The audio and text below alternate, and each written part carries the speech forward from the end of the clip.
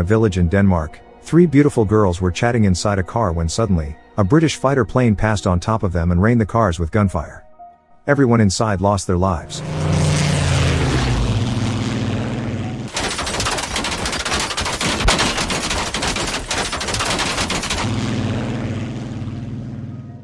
After the plane left, a boy named Henry, who happened to be passing by, driven by curiosity, approached the destroyed car and checked the passengers. The victims' dead bodies were horribly injured. The scene shocked him so much and traumatized him so badly. He then ran away as fast as he can from the scene. The next day, Henry's mother took him to the hospital. Since the incident, Henry was severely traumatized. The child's psychology was badly shaken, so bad he became mute. The doctor tried to provide therapy for him, starting from saying things that could calm him down to scolding him all out. But instead of getting better, Henry instead cried. On the other side, in the city of Copenhagen, a girl named Eva was waiting for her mother in front of the bookstore. Not so long after, she saw a man shot dead right in the head across the street in front of her eyes. She was shocked she couldn't do anything and stunned in place. Luckily, her mother came and immediately took her away from there. A few days passed. Henry, along with his mother, went to the city of Copenhagen to meet his aunt. After explaining the incident that made her son mute, Henry's mother asked for help so that he would be allowed to live and study there. His mother hoped that if Henry lived far away from the place that built up his trauma, maybe he could forget and recover from his trauma. Not long after, his cousin, Rigmor, approached him because she overheard the conversation between her mother and Henry's mother. She tried to calm him down and said that she would help to recover Henry from his trauma. 2 days later, Rigmor, Eva, and Henry went to school together. It turned out that Eva was Rigmor's classmate. Along the way to school, Rigmor told Henry that Eva had also experienced the same thing as him. She said that if Eva was still able to talk, Henry would also too. When they arrived at school, Henry's face suddenly turned pale because he saw a cloud shaped like a plane. Rigmor knew that Henry was scared. She then took out the rope she brought from home. While tying the rope to Henry, Rigmor said that Henry must be brave to face his fears. Rigmor then asked Eva to push Henry while she pulled him with the rope. Even though he was scared, thanks to the support of his two new friends, Henry managed to make it to school. At the British Air Force military base, it was seen that two pilots had just returned from their duties. While walking to the commander's office, the commander and general came and asked if the two pilots were the person in charge of shooting the Nazi leader's car a few days ago. If it was right, it meant that they had failed their mission because the car they shot at that time was not a Nazi leader's car but a taxi with 3 Danish girls inside. That news shocked the pilots. The next day, one of the pilots from yesterday was listening to directions for a new mission. This time, the mission was to attack the Hippo headquarters in the city of Copenhagen, which will be carried out the next day.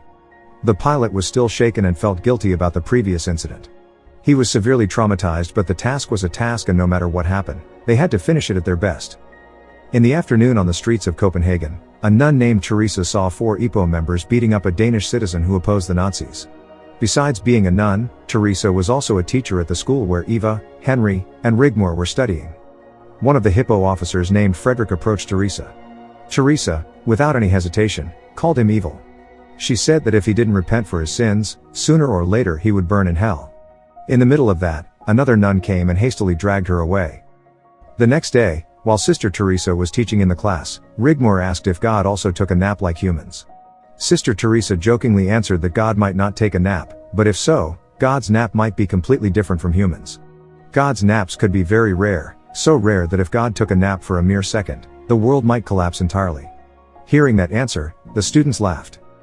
After school, when Sister Teresa was about to lock the church gates, Frederick came there saying that since he was threatened with what Sister Teresa said last time, he kept thinking about it.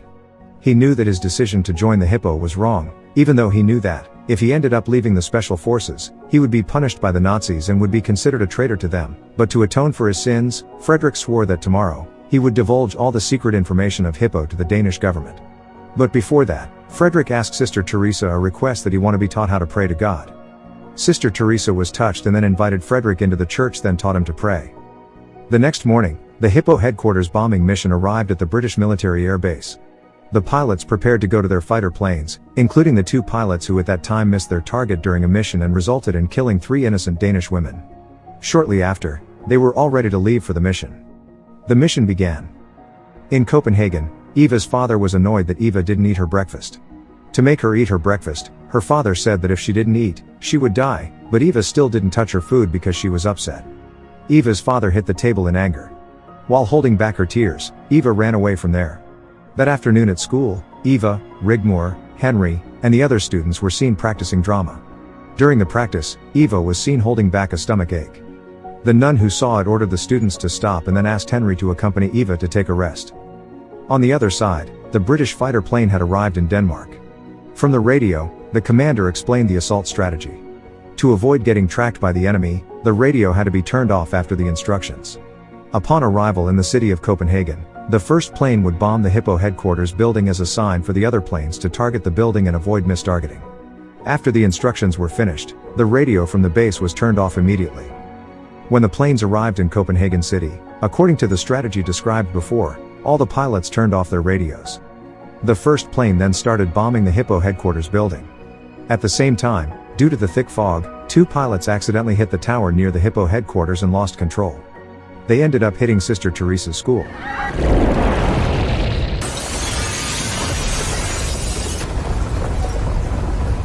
The 2 pilots died.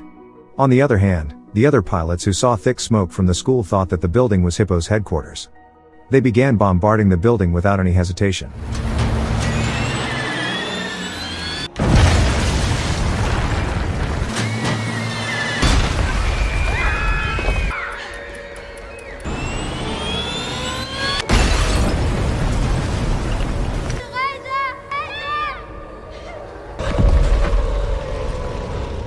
Inside the school, all people trapped couldn't get out to evacuate. Sister Teresa and the other nuns then immediately took the students to shelter in the basement. Hearing the sound of bombs still falling on the building made all the students scream in fear.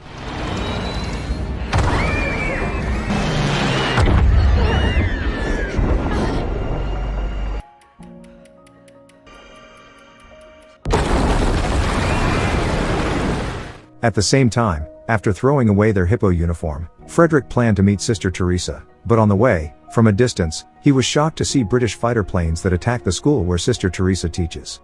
Not only that, the parents who heard the sound of the bombing got panicked and ran straight to the school, including Rigmor's and Eva's families. The British military commander, who just realized that his men missed the right target, hurriedly ordered them to retreat. When everyone arrived at the school, the building was already crumbling apart. The fire departments also came to help evacuate the victims outside of the school. Henry made it without the slightest injury, but due to the incredibly terrifying incident, his trauma relapsed. Fortunately, one of the firefighters came to snap him out of his trauma. Henry then was asked to write down the names and characteristics of the students who survived the attack and then took his notes to the theater room where the parents gathered to wait for the news of their children. Henry nodded. Even though it was difficult because he couldn't speak, he kept trying to finish his job by writing down some of the names of the children. Henry handed the list of names to the nuns in the theater room, but the nun was still in shock. Instead, she gave the list again and asked Henry to read it himself in front of the parents. Since he had no other choice, even though he stuttered, he managed to read the list of names, until finally, he could read the names fluently. Inside the crumbled building, Sister Teresa survived the incident, even though her body was trapped under the debris. Not long after, she heard Rigmor's voice calling for her name from the rubbles below her. She was relieved. She then tried her best to scream for help. Rigmor told her that her place was flooded with water. Sister Teresa then told her to raise her head so that the water wouldn't enter her mouth, but with a whimpering tone, Rigmor said that she couldn't move her head because her mouth was punctured by an iron rod and penetrated her lower jaw. While holding back pain, Rigmor asked Sister Teresa if God was taking a nap at that moment. After that, her voice was gone. Sister Teresa couldn't do anything but cry. Minutes passed. No one came to help. Even though they were desperate. Sister Teresa kept screaming for help. On the outside, while looking for his daughter, Rigmor's father heard a voice from the rubble under the school.